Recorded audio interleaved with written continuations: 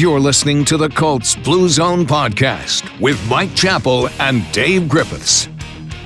Inside the Fox 59 CBS 4 podcast studio, the revamped studio here, in fact. Welcome to the Colts Blue Zone podcast. Alongside Matt Adams, I'm Dave Griffiths. Appreciate you all joining us for another week of Colts football. We are back from the bye. Mike Chappell needed another week after the bye. It came at a good time for him, so he only missed 1 week, hopefully. And hopefully we'll have the dean of Colts reporters back here on the pod next week. But there could not be a more crucial game right now. And it's true that every game is important, as all the Colts have been telling us, Matt, in the locker room. But you play one game to make the next game, important. And the one in front of you, in this case for the Colts, it's doubly so, with that being true. And also, they get the Broncos, one team that they're trying to chase down in the wild card standings.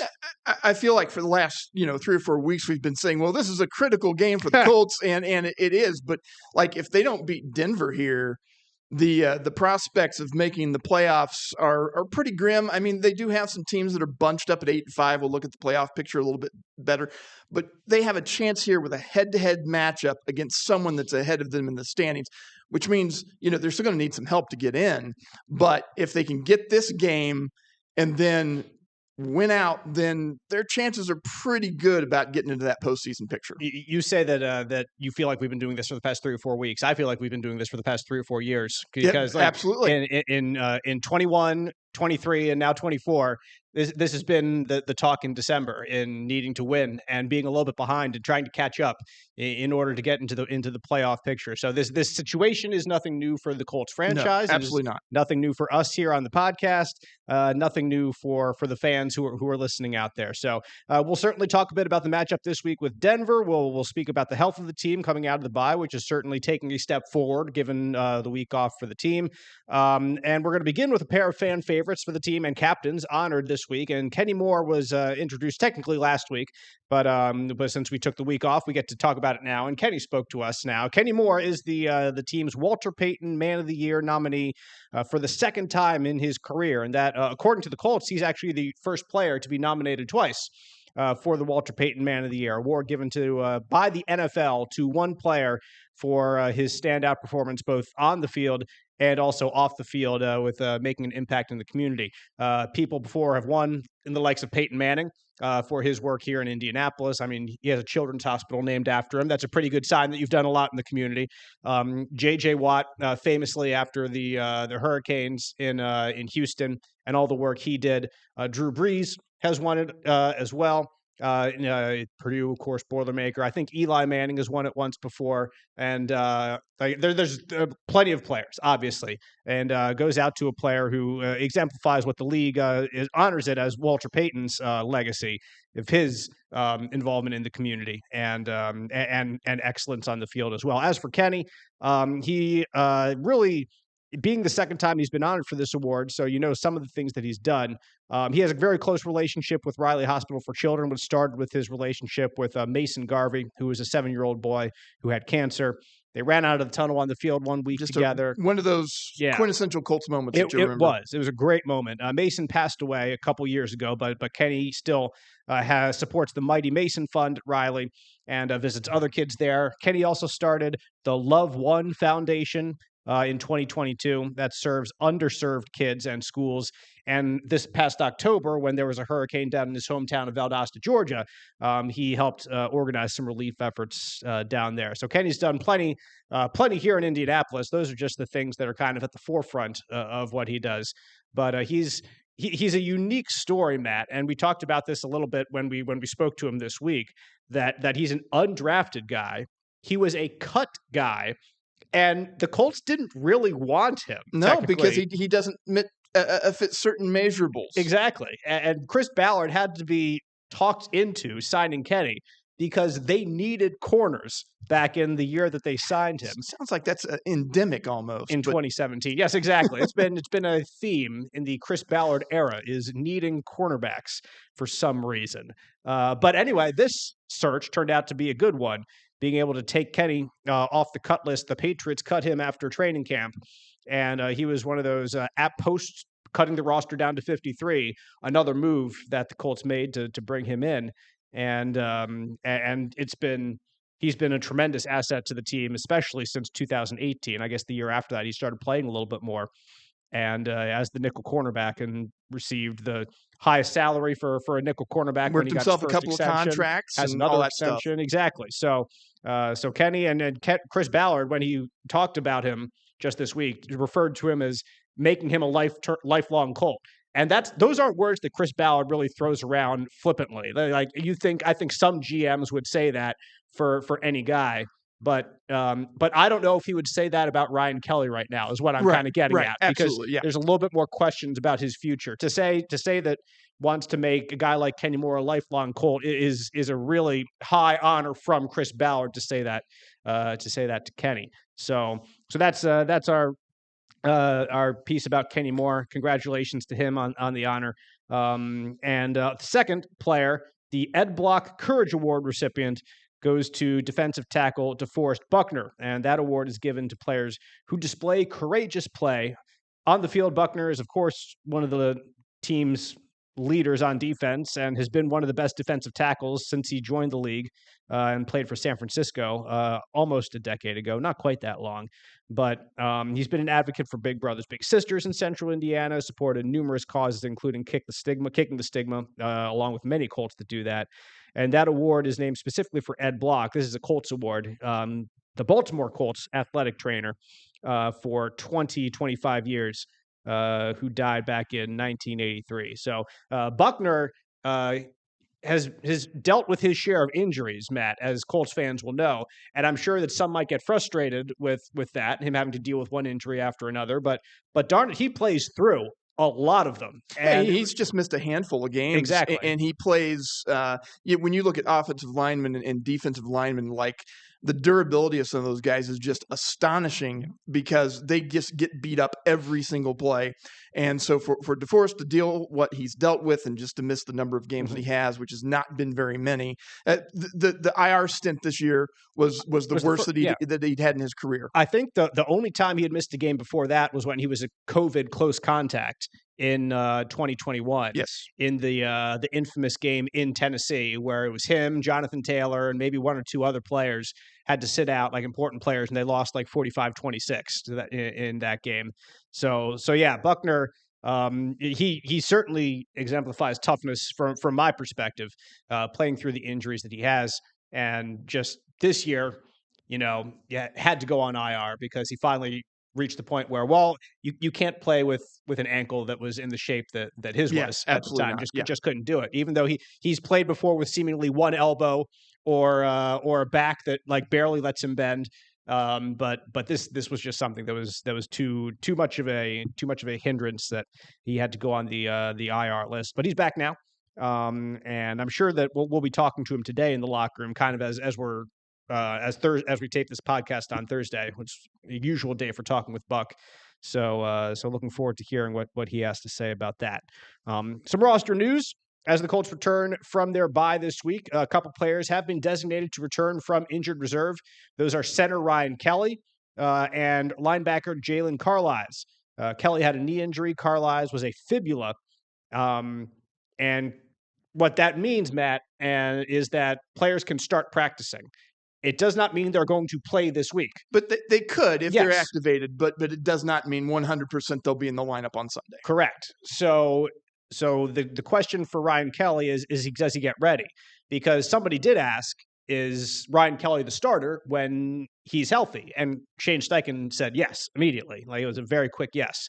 Tanner Bortolini has played fine.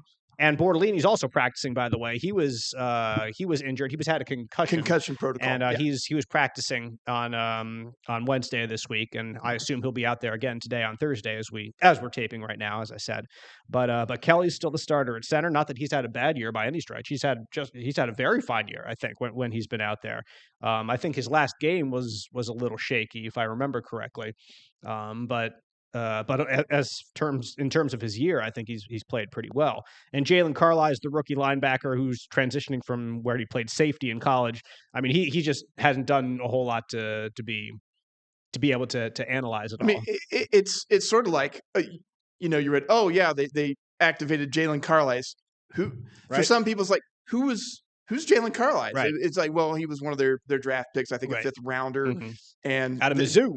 They kind of wanted him to be their complementary linebacker for some of their pass coverage because that's what he used to do. They thought that would transition well to that skill set. I think some Colts fans would hope that they get someone to be able to cover the middle of the field in zone coverage a little bit better. It's been an area of concern. It has been for many people in the online stratosphere that many of us live in far too much more than we would want to. But anyway, there's a couple players who are still on injured reserve who their window for practice has not opened yet and might not for the rest of the season. We don't know.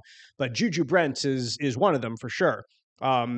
Not that the Colts corners have been overtly bad, I don't think. It's not been the pain point that we thought necessarily it would be this season. Right, but it has not been overtly great either. Like, exactly. You don't have guys, you want guys who win games for you, like a guy that they're going to see opposite side of the field in Patrick Surtain this weekend, a guy who can actively win you a game and not just guys who are there and can be fine. And heck, to be fair, I mean, Jalen Jones was more than good when he won AFC Defensive Player of the Week earlier this year for 1 week. It was more than just there. So so I don't want to completely like just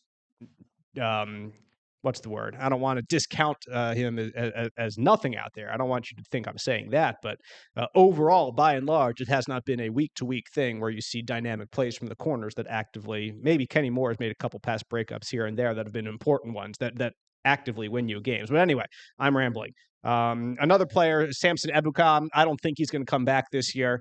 He's not ruled out coming back. But he was not. We didn't ask about him because that would be a surprise to see Ebukam. Yeah, because we're talking about an Achilles, and we've mentioned this several times on the podcast before. Just when you have an Achilles injury, they just take such a long time to heal, and for a guy to get injured before the season and to come back in season. I know he's going to try to do it, but we doubted that could happen, and we've not heard anything from them otherwise. Right. But Shane Steichen did not completely rule out Juju Brents coming back at some time this season. So there is at least that to possibly look forward to, and probably something that will be asked on a week-to-week basis as we come down the stretch here of the season with just 4 games left, and every game being more important than last, as we mentioned earlier, if you keep winning the games. Josh Downs returned to practice also on a limited basis from last week, which would be very encouraging to see Josh Downs back on the field. They need him really badly. They managed to win in New England without him, but nevertheless, you could see that the offense was not the same. The offense is not the same without Josh Downs, especially with the tight ends just giving as little as they have this year. You need someone in that intermediate range, and I think Pittman can do that in part. But Downs has a different skill set to be able to get open better. He's just so sneaky. He's so sneaky good when in route running and finding those little holes. Speaking of Pittman, he was a full participant in Wednesday's practice. Actually told us that he's completely healed now, his back injury. He got a week off. He's all good exactly, now. Yeah. So he did that, of course, smiling and joking with us. But nevertheless, he's in good spirits as he returns to the field as a full participant in practice. Of concern, Braden Smith, right tackle, is unlikely to play this week, according to Shane Steichen. His personal matter is ongoing. His return is in doubt. I haven't even seen anything. I haven't looked, to be fair, all that hard to see if anybody knows anything about what's going on with Braden Smith. I do not know what's going on with Braden Smith. I know it's a personal matter because that's all that they're saying. And this is obviously a serious personal matter because it's something that's taken multiple weeks. It took the week against the New England game. It took the bye week, and now it's taking the third week in its entirety. So I'll hope that Braden is okay. It is not an injury. I can tell you that because if it was an injury, the Colts would have to report it. Yeah. I guess it could be an injury, and they could just be completely lying to us. So we'll say that directly. I don't anticipate that is what is happening, but the NFL rules are pretty strict about when players are out for injury reasons that they have to be reported as such. So this is just a personal matter. It is something that is separate. It is different, but that's going to keep him out for at least another week likely. Ashton Doolin with an ankle did not practice when the Colts returned, and as I mentioned, Juju Brents, Shane Steichen said he is making good progress, which is his favorite thing. He's progressing well, to say, which is going to be the name of our next podcast, Progressing Well, in honor of Shane Steichen. So that's how the Colts look from a health standpoint. as they get set to return to the game field this weekend for a 4:25 kickoff late afternoon, 2:25 Mountain Time, of course, Absolutely. at Mile High in Denver, taking on the Broncos. And the Colts are chasing them in the standings. If the playoffs began today, the Colts would be out. They are 2 games back of the Broncos and the Ravens and the Chargers, all of them at 8-5. The Colts at 6-7 right now, alongside the Miami Dolphins, who are also 6-7. So those are the 2 teams that are in the thick of it. The Cincinnati Bengals lost again last week. It seems like they are probably done. They need so much help. Exactly. To get it. It's not outside the realm of possibility, right. but it's looking pretty bleak for them right now. They need to win every game. They need one of those 3 teams to lose every game, and they need a lot of help other than that with the Colts and the also and the looking at Dolphins as well. 8-5, the Houston Texans, but Yes. Again, that is essentially a 3-game lead for Houston. Right. So I will say that it is a 3-game lead basically in the division with 4 games to play. So that means the Colts need to be 3 games better than the Texans over the last 4 games if they want to win the division, which, again, is not out of the realm of possibility. If the Colts go 3-1 and the Texans go 0-4, you win the division. If the Colts go 4-0 and the Texans go 1-3, you win the division. Looking at the Colts schedule, that's not ludicrous to say that they go 4-0. I don't know the Texans schedule off the top of my head, Matt. I looked up because we had the head-to-head with Denver. I was a little more deliberate with looking at that. Just stretch a little bit there, Dave. You son of a gun. Yes, but anyway, in 8th place in the AFC standings as of right now, the Colts need likely to win out to get in. Even going 3-1, the only way to get in really would be winning the South and having Texans go 0-4, which is definitely unlikely. It's not a great schedule for Houston. the Texans. They've got Miami at home. Okay, that's gonna be tough. That's this week. That's a tough game to know who to root for if you're a Colts fan. The Texans against the Dolphins, because you don't want the Dolphins to stay in the playoff picture. But hey, the Texans losing could be really good for your. The Colts could benefit either way, exactly. Depending on that game. Then they're at Kansas City, which is a Saturday game. How many different ways are the Chiefs going to find to win a game this year? How many games are there in a regular season? Exactly. And then they have a short turnaround because they play Saturday. Then they play Wednesday.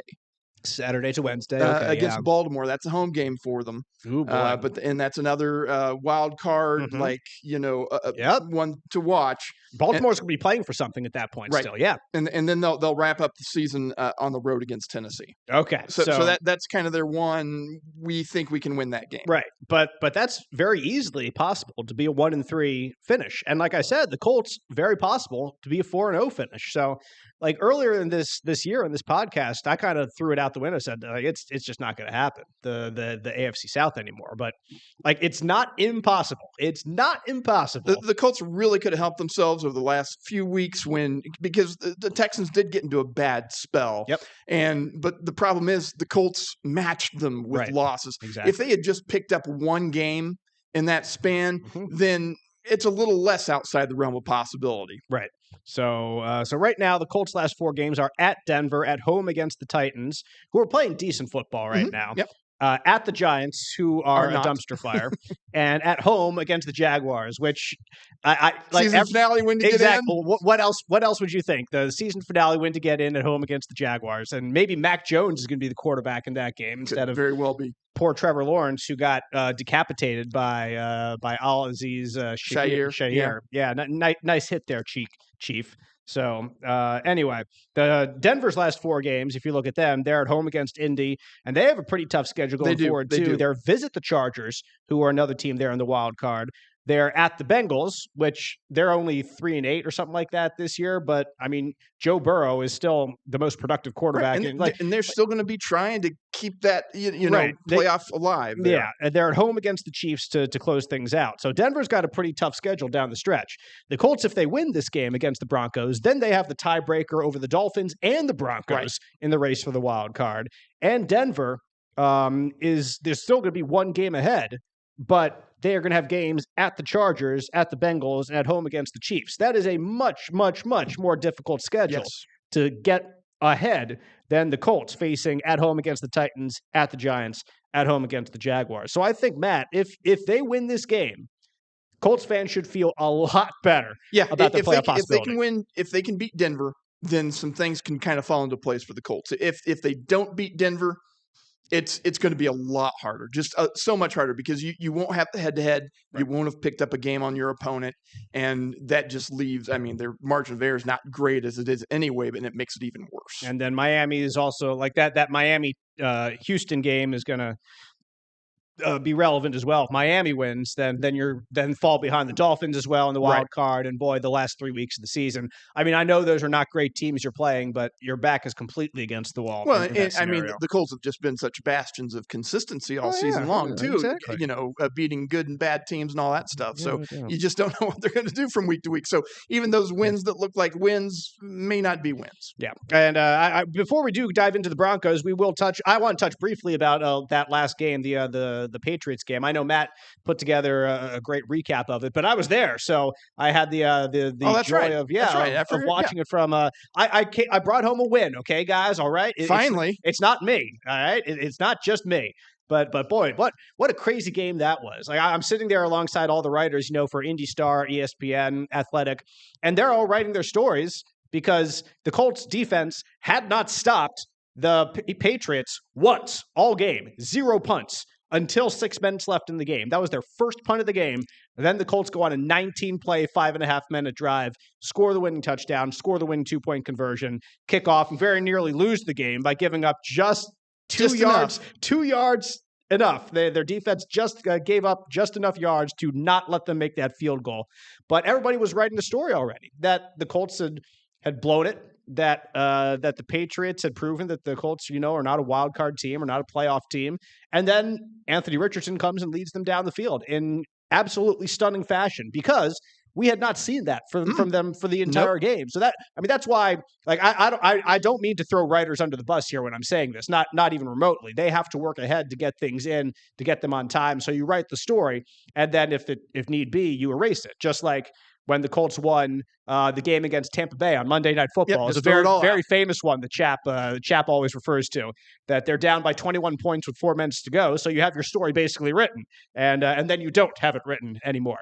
But in this case, like that, so much hinged on that drive, Matt. Like the season hinged on that drive. It did. And to Anthony Richardson's credit, he stepped up in that scenario.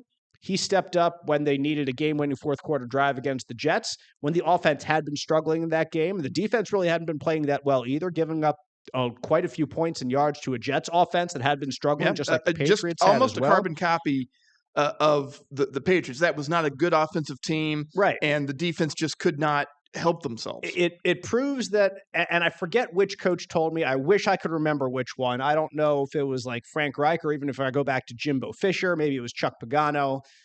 Jimbo Fisher when I covered Florida State back when I was working in Tallahassee. But it's like you can win a game by playing poorly everywhere, but winning situations. And you can lose a game by playing really well everywhere, by gaining stats everywhere, but losing situations. And turnover margin, I think, is the most famous one of them. If you play really well and you outgain your opponent, you know, like 375 yards to 290, and you're -2 in turnover ratio, you still very much could lose the game. And in this scenario, the Colts defense gave up a ton of rushing yards, allowed the Patriots to move down the field almost at will, but they played well in the red zone. They got one turnover, one important takeaway, which was, I guess that's the only other time they technically stopped them. I guess the only time they forced them to punt was the punt. So I kind of amend what I said earlier, but they got the takeaway in the red zone, and they got that one punt late in the fourth quarter to give the offense the ball back. The offense hadn't played that well, but they made the fourth quarter drive to take the lead. So they played well in a scenario and still won the game. You would prefer your teams to be able to play well for the entire game. But honestly, I think, Matt, if you had to pick one, I would rather have a team that plays well in scenarios, in fourth quarter, on third down, which has not been a great thing for the Colts defense this year, but in turnover margin, like those are things I think a team could be better if it is just good at those situations rather than consistently a top 10 offense or a top 10 defense, quote unquote, in the league that plays poorly in situations and in the fourth quarter melts or doesn't have a good turnover margin or what have you. And the Colts in these games, since Anthony Richardson's benching, Richardson has come back and really shown that he has a knack for these fourth quarter scenarios, and I think that's something that should be encouraging to Colts fans watching him play. Oh, 100%. I mean, I cannot blame our colleagues, the writers, for going, because once the Colts gave that ball back over, and Patriots got the ball, you're like, well, they're just going to take the ball downfield, they're going to bleed the clock, and that's going to be it for this team. Instead, the defense stiffens up, gets a 3 and out, and then the Colts face some 3rd and longs. They face some 4th down situations that they had to have, like Will Mallory catching a ball on the sideline to set up a convertible, down on the next time. Richardson making plays and getting what they needed out of him in a key clutch situation, and it was the second time in 3 weeks fans had seen that from him. Of all the struggles, all the ups and downs, the completion percentage, the inaccuracies, when it came down to some crunch times that we're going to win or we're going to lose, he's come out on top in a couple of really big games for them. I'm so happy that you mentioned Will Mallory, because every time he's on the field, he seems to make a really nice play. And he just hasn't played this year. No. And the tight ends have not done anything. It's been a group that's not been very productive as a whole. Like, you want Ogletree on there to block, and Mo Alley Cox is the same way. But, even on that game-winning drive, Richardson threw a beautiful pass to Kylan Granson. And it was a high degree of difficulty catch, but still, when you need something out of your guys, you need that. Yep. And he couldn't reel that one in. If it hits both of your hands, right in the middle of your hands, and you're an NFL player, I think the degree of difficulty is not that high. And I know what you're saying. Like he had to kind of reach out for it. It's not right in his chest. It wasn't, kind of dive a little bit. He should have caught it as an NFL player who makes money, and part of your job is to catch the ball. He should have caught that one. And for Kylan specifically, his job in the tight end room is not to be Mo Alley Cox. He's supposed to be Kylan Granson. He's not the guy you want in there when you're doing a wham block, in a run play. And he still does that sometimes from time to time. Yes. But he's in there because he can stretch the defense and get you those yards. He didn't do it. We had A.D. Mitchell on that same drive, another beautiful pass from Richardson on a log play, and he cannot reel it in. The fact that he overcame some of those errors from his teammates was... And they still managed to get in the end zone, and they still managed to get the 2-point conversion. Yeah, Mo Alley Cox on 4th down was a massive play. And then, of course, Alec Pierce streaking across the back of the end zone for the touchdown. Worked really well. You knew that Richardson was going to get the ball on the 2-point conversion. That's what he's stinking there for. So let him go to work. And but they had a nice call. On the touchdown. That was a great call, and it was a really nice throw that he made there. And then they did a little read option there on the 2-point conversion, and Richardson kept it and ran in behind Quentin Nelson in the big offensive line and powered his way in. Great stuff. Yep.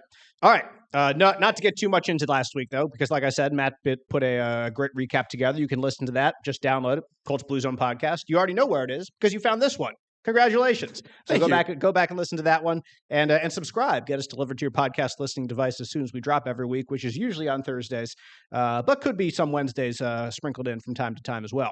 The Colts take on the Broncos this week, 4:25 kickoff. Broadcast if you're in Central Indiana on CBS 4. Denver is 8-5, third place in the AFC West, but winners of 3 games in a row, and also coming off their bye, which honestly I think is a little unfortunate for the Colts because you want to take advantage of every advantage you get. And coming off a bye is an advantage. It absolutely is. It gives the coaches more time to add wrinkles to their offense, to self-scout and find out what they're doing wrong. It gives you more time to look at the opposition to see what they're doing wrong and to analyze that and break it down and have a better game plan. But now the Broncos have the exact same thing. So that's one advantage that's just immediately thrown out the window. Both teams are coming off their bye. There is no one who has a leg up in that scenario, or the team that has the leg up probably has the better coaching staff that is able to figure out the problems and is able to make certain tweaks. And that's a Shane Steichen versus Sean Payton issue. And let me say, I like Shane Steichen. Sean Payton has been in this league for a long time. I know he's going to get some heat recently for what happened last year, of course, with Russell Wilson, but he should be given just as much credit this year for what he's been able to do with Bo Nix. I mean, offense. First couple of weeks of the season, you looked at Bo Nix and you're like, what are the Broncos doing out here?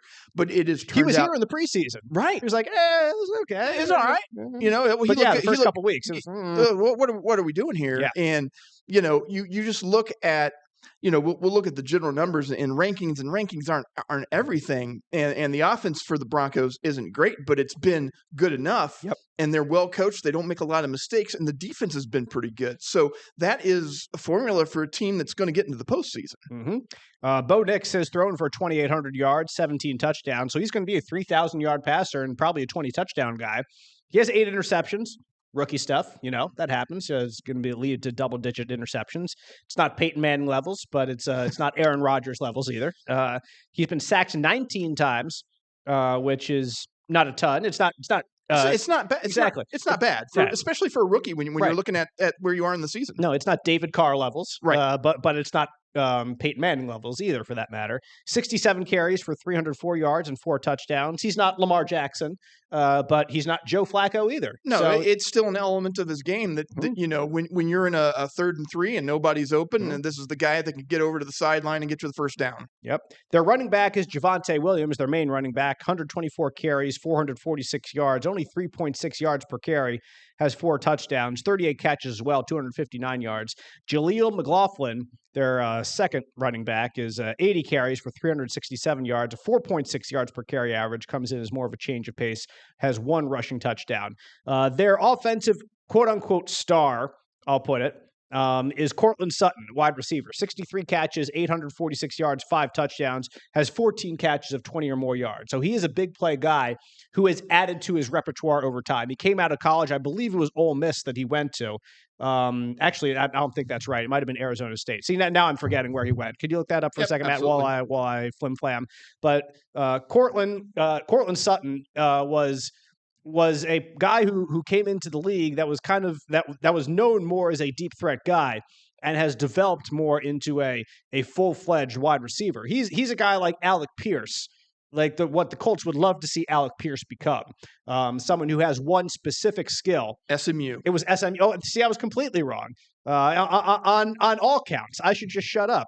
But Sutton has developed into more of a full-fledged, like I said, wide receiver with multiple skill sets, can make plays on all over the field, both sides of the field. Long term is his specialty, but also more in the intermediate game as well. Other players, Devon Vell with 33 catches, 377 yards and a touchdown. Little Jordan Humphrey with 29 catches, 267 yards and a touchdown. Marvin Mims Jr., 19 catches, 267 yards, 2 touchdowns. There's no one, Matt, on this offense that really scares you except Cortland Sutton. And, of course, Bo Nix throwing him the ball. You look at the Broncos offense, and they don't have players like the Texans, I guess, is a good example. Like C.J. Stroud to their receiver who I'm blanking on his name right now. Because I know, like, what's wrong with me? I'm going through a horrible phase right now. Where first of all, I can't remember where Cortland Sutton went to college, and now I can't remember the name of the dang Houston Texans wide receiver that kills the Colts every time they play, who went to Michigan. See, I remember where he went to school, but nevertheless. I'm so stupid. All this to say, the Denver Broncos have one scary player on their offense. That's it, and they have a rookie quarterback. Like this is not a team. If you just look at them in that vein, freaking Nico Collins, by the way. Thank you. It went out of my head at the same time went out of yours. There's not anybody like there's one player, Cortland Sutton, that kind of scares you, but that shouldn't be a team that's 8-5 in my mind. Like if they have one offensive player that really scares you and a rookie quarterback who's playing well but is not like electric. He's not playing like Jaden Daniels. Excuse me. Like Jaden Daniels is going to be the rookie of the year. Bo Nix has gotten some very minor pub for that for offensive rookie of the year, but not enough to really supplant Daniels because Daniels is making more plays. He's gaining more stats, but Nix has the wins. And to me, again, that's a credit to Sean Payton and the offensive staff for doing enough. And, of course, Vance Joseph and the defensive staff, because that defense has won them plenty of games, too. They've done very well. They kind of remind me a little bit, like in that vein, like kind of comparing them to the team that Ben Roethlisberger had in Pittsburgh when he was a rookie. Yeah, that makes sense. Like Hines Ward was their receiver, who is kind of the dangerous guy. Of course, Jerome Bettis was much more overall, of a thing, running back as back a running back. But it was an offense that did enough, and they rode the defense. And this Denver Broncos team has ridden the defense for much of this season. It's been a playmaking defense. Vance Joseph had his job or had an opportunity as a head coach. Did not work out, but you can still be a darn good defensive coordinator, and didn't work out the first time as a head coach. We've seen this with multiple people, like Brian Flores, who is Minnesota's defensive coordinator now. I think it's the Wade Phillips All-Stars is kind of what I'll refer to there, is a great defensive coordinators. But yeah, it just doesn't work out for some reason exactly. in the head coaching sphere. And he's had a really good defense for the Broncos this year. Their top tacklers are safety Brandon Jones, has 82 tackles. Linebacker Cody Barton also has 82 tackles. Cornerback Riley Moss has 71. And in terms of sacks, a couple linebackers lead the way with Nick Bonito with 11 sacks this year. Jonathan Cooper has 8 sacks, and defensive end Zach Allen has 5 more. They sack the quarterback a lot.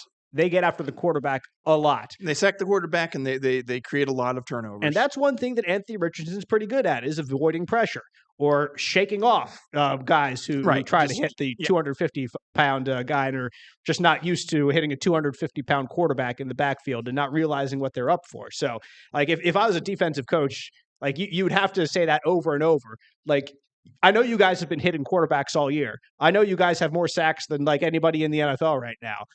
But this guy is different that you're going to hit. And in spite of this being a Broncos strength, this is something I think that they need to focus on this week. And because of what we've seen from Anthony Richardson in the past, is like, when you hit him, you've got to hit him darn hard, and you've got to wrap him up, and you've got to hang on. And if you don't do it with all your might, then he's going to be able to shake it off. He's going to shake it off and run for a few yards, or he's going to be able to get that ball away, throw the ball away, because we've seen that. Mm-hmm. Sometimes he's going to complete the pass. I mean, we've seen that too.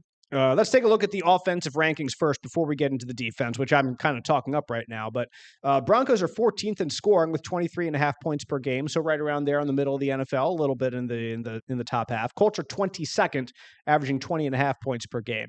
Broncos are 21st in total offense, averaging 320 yards per game. Colts are 23rd, 311 yards per game. Pretty darn similar right there in terms of offenses. They're 21st in passing yards, 209 yards per game. Colts down in 26th, a little bit lower, 192 yards per game. Broncos 20th in rushing, 111 yards per game, and 4.2 yards per carry.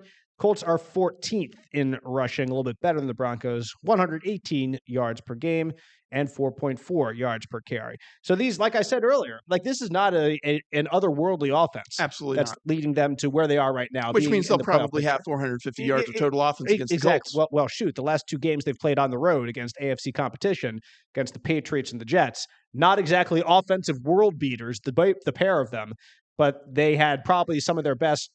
They had the best offensive It felt like they had their best offensive performances of the season against this Colts defense. So the yards are there, yes, for sure. Defensively, Broncos are tied for second in the NFL in points per game. They only give up 18 points per game. The Colts are down at 18th, allowing nearly 23 points per game. Broncos are 6th in rushing yards allowed. They only allow 94.7 yards per game, only 3.8 yards per carry. That yards per carry, man. Teams do not run very well against the Broncos. The Colts are 31st in rushing yards, which is evidenced by gestures wildly at the entire Colts schedule. And the Broncos are 19th in passing yards. The Colts, by the way, are giving up 147 rushing yards per game, 4.6 per carry. That is not what you want to see. Nope, not what you want. Broncos 19th in passing yards allowed, 221 yards. Colts are 26th, 232 yards. Broncos are 8th in total yards allowed, 315 yards per game. Colts down in 29th in yards per game, 379. Broncos +3 in turnover ratio. They have forced 18 turnovers, the exact same number as the Colts have. And they have 12 interceptions, 6 fumble recoveries. They have only turned it over 15 times on offense, 8 interceptions, 7 fumbles lost. Colts, like I said, 18 turnovers, but have surrendered the ball 20 times on offense, so they are -2 in turnover ratio. And those 5, that 5-point turnover swing over a course of a season is maybe the difference between one or two games here and there. And that's probably the difference between a playoff team Yep. and a team on the outside looking in. Yep, very possible. Colts are 31st in time of possession, 26 minutes per game. Broncos 24th, 29 minutes per game. So that's kind of them in the tail of the tape, the stats-wise. Running the ball, I think, is going to be super important in this game, Matt. And can the Colts do anything to sustain a drive on offense? Not every drive is going to be like that last drive in New England. That's just not how offenses are designed to run. So you're going to need to run the ball and gain some yards. And the Broncos have not allowed too many yards off the run. The one thing that is different, and to his credit, I'll credit Joel A. Erickson of the Indy Star for this stat. I was listening to him the other day give an interview. And he was explaining how the Broncos defense has played really well against the run this year, but also that they haven't faced too many running quarterbacks. They played the Ravens, but the Ravens got up by a lot of points early in that game, and so Lamar didn't have to run around like a madman. Lamar. Exactly. Yeah. So they haven't faced a quarterback that has needed to run. The Colts need to run Anthony Richardson, and I think that has become evident since he returned from his not suspension and from his benching. Suspension is the wrong word. I really shouldn't have used that, so I apologize. That's real. It's not the right word. From his benching, and the Colts have called their offense much more to his strengths as a running quarterback since he has taken the field again with quarterback power, with more read option, with designed quarterback sweep runs, whatever it might be. Like those need to happen. And that needs to test this Broncos defense because it is something that they have not been tested at least extensively so far this season. Yeah, and that's where, even looking back, I mean, obviously they lost the game, but the Colts got off to a decent start in that Detroit Lions game based mostly on the fact that they were able to use some of those QB power runs and things like that with Richardson because they had really gone kind of back to basics on their playbook a little bit. Mm-hmm. Now, they were not able in that Detroit game to get in the end zone, and that ended up being the difference in that ball game. Right. But they were able to, keep some drives alive and move the ball. And so if they can continue to do that, it's a little bit harder of a thing to do against this Denver Broncos defense because they're well coached, they're well disciplined, and they're good against the run. But again, it's that X factor of what Anthony Richardson's athleticism brings to the game, and if they're able to kind of do that, maybe find a little bit of room for Taylor here and there.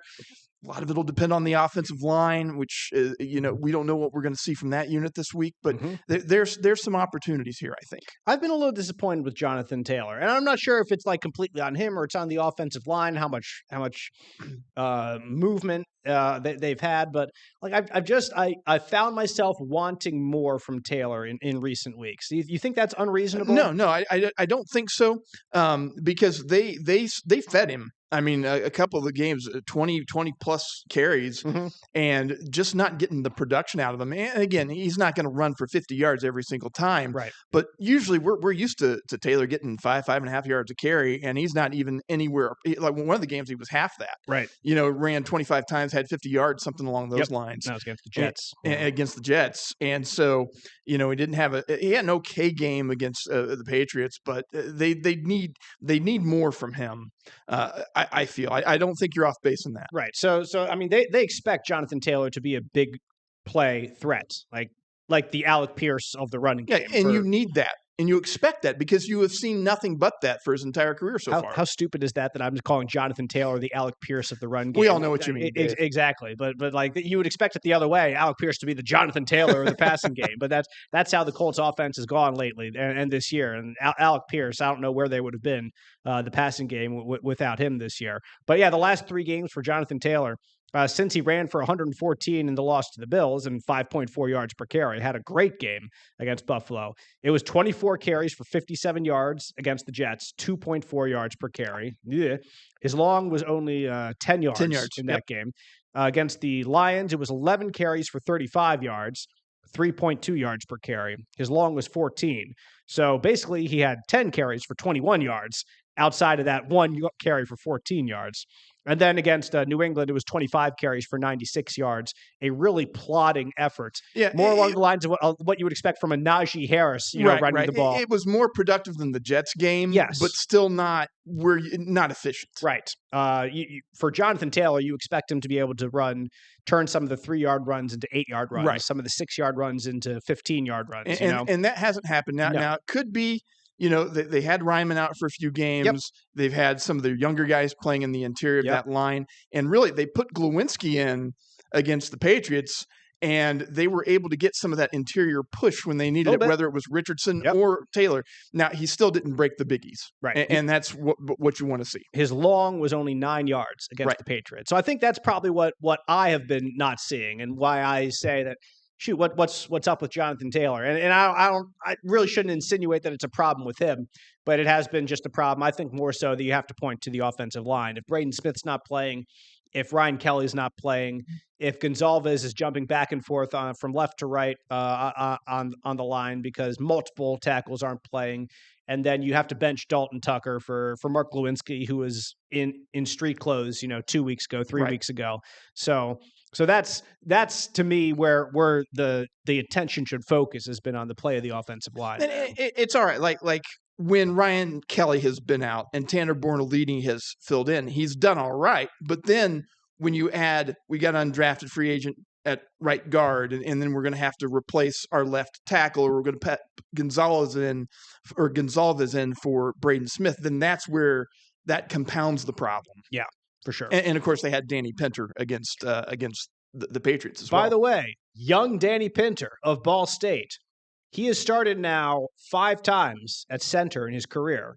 They are 4-1 in those games, and on a 4-game winning streak. Randomly enough, the only time that he started and they lost was that famous game in Tennessee that I mentioned earlier, the COVID game. Yeah, exactly. I think Ryan Kelly was also out for that game. He might have been another COVID close contact, but he started that Tennessee game that they lost 45-26. But then after that, in 2021, like he started. Actually, that was a 2020 game that they lost.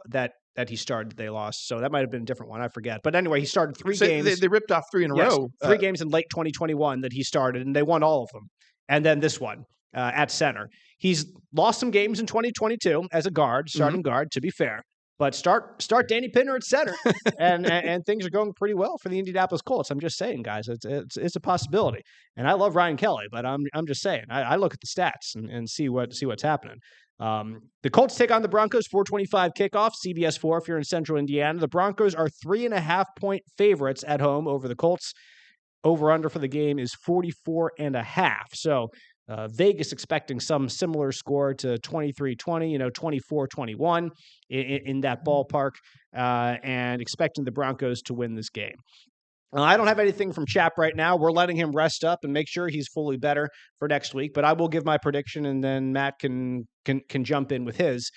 I find it hard to pick the Colts this week. I don't think it's ludicrous to, by any stretch, because they're facing a rookie quarterback, and you're coming off a bye week. And Gus Bradley is at least a veteran defensive coordinator. And I know I've kind of, in part, defended him from time to time on this podcast. But I think that this is a crucial week for him to be able to limit the Broncos offense. You're coming off a bye. He's a rookie. They have one guy who kind of scares you in Sutton.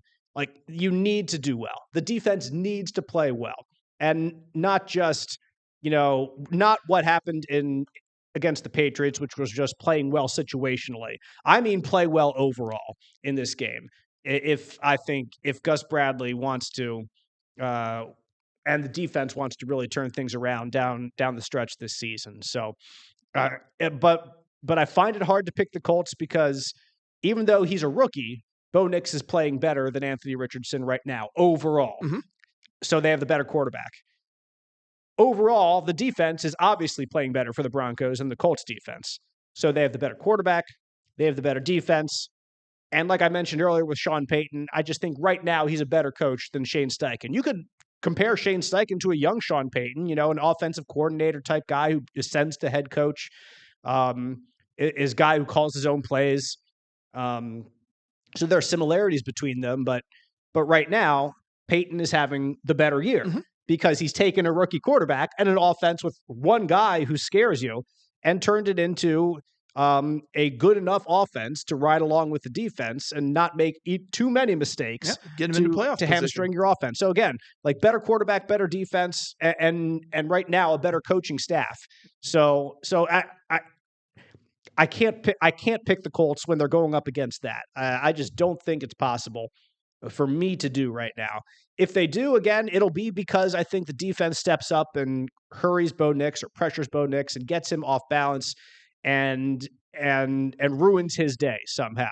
I don't think it's going to be a shootout win. That it would be a game that the Colts would have to grind out, of course, because what else would you expect?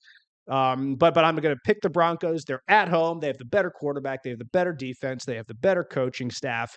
I'm going to pick the Broncos 20-16. They get the win at Mile High, and the Colts, their playoff chances take a major hit this week in Denver from my perspective. Though, like I said, I wouldn't be surprised if the Colts are able to rattle Bo Nix, and that would be how they're able to win this game. Matt, what do you think happens? Well, I think a lot of the same lines as you do. I think that the Broncos, they have a pretty good short passing game, and that's the best way to negate this Colts defense. Because they can get to the quarterback, but they can't if you get the ball out in the second and a half. So I feel along the same lines as you do. Good defense for Denver. It's an away game. Now, the Colts have played well on the road. Well, they've won a couple. They've rallied together on the road. They've rallied yes. in two of their last three games on the road. So I'm still going to go with Denver here. I'm going to say a really close game, 17-16 Broncos. Mm-hmm. I really do think it's going to be close, and I think somebody's going to have a chance. I would love to see the ball in Anthony Richardson's hands again. And if he gets 3 fourth quarter comebacks against 3 AFC teams on the road in a row, then he's just a cold-blooded killer. And you love it. And you got to love that if you're a Colts fan, if something like that happens again. Heck, you already love it with 2, I think. You really should. That should give you a lot of encouragement that he bounced back from his benching to deliver some of the performances he has responded well from that. I mean, we've talked about it on the podcast, but really we'll see how he does against Denver. But so far, it looks like that. Whatever message the Colts were looking to send, it sounds like it's been delivered. And this is now the most important game of his career in the NFL. 100%. I'm not going to talk about his college career. I don't know, like most important game of his career total, but I don't know his college career well enough. But that Florida team wasn't a great Florida team, so it's not like they were playing for a national championship or anything. So I think it's fairly safe to say that this is the most important game of his career, though I'll leave a little bit of room for interpretation there. But of course, if you win, that leaves next week as the most important game of Absolutely. his career. And the week after that, and the week after that. You play for the right to make the next game the most important one. So the one that's right in front of you is the one that you have. And this just happens to be one where you can take someone else down a peg, give yourself a better opportunity to jump into that final, that wild card down the stretch. We'll be looking at, of course, the Texans game as well. Against the Dolphins this coming weekend could lead to some interesting AFC South conversations in the coming weeks, but that's something that we'll have to table for those coming weeks when hopefully we have Mike Chappell back in the lineup. You can listen or read all Mike's work online, fox59.com, cbs4indy.com, and again, I'll encourage you to subscribe to us, our Colts Blue Zone podcast, to get us delivered as soon as we drop every week. For Matt Adams, I'm Dave Griffiths. You can follow Matt on Twitter at Statomatti. I'm at DaveG_sports, and we'll see you next week on the Colts Blue Zone podcast.